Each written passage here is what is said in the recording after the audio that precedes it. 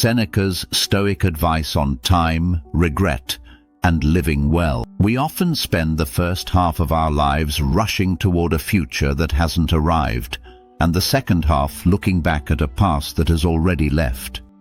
If you are in the autumn of your journey, you might find yourself asking, where did the years go? Was I truly there for them? It is a heavy question, but it doesn't have to be a painful one. Today, we are going to look at time not as something we are losing, but as something we are finally learning how to keep. Imagine sitting by a window in the early morning. You watch the light slowly reclaim the room. You remember a day, perhaps 30 years ago, when you were so busy worrying about a task, a debt, or a reputation that you didn't notice the sun rise at all. You weren't wrong to be busy.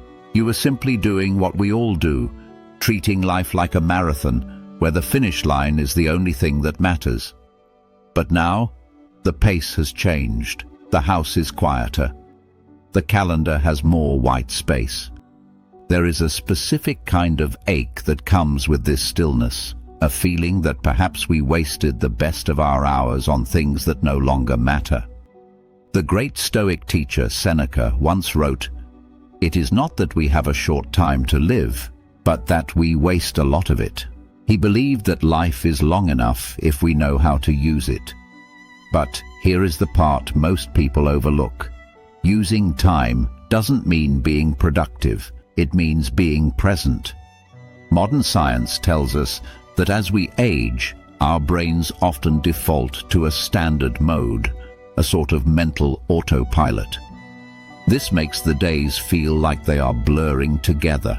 When we stop noticing small details, our brain stops recording new memories, and time feels like it's accelerating.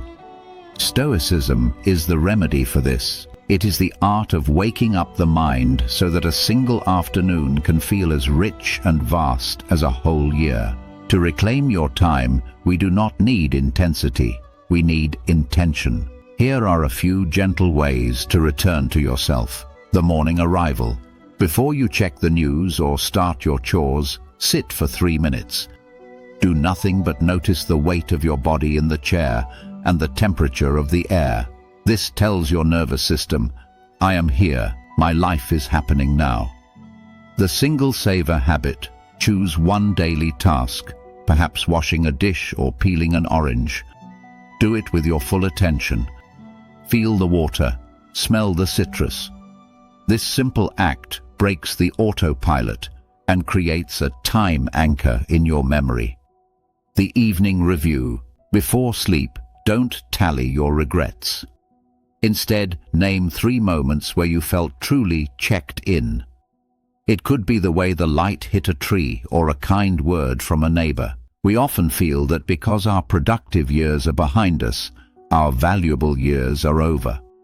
But what if the opposite is true? What if the time you have now is the most precious you've ever owned, because you finally have the wisdom to actually feel it? Seneca's Stoic advice on time is not a command to do more.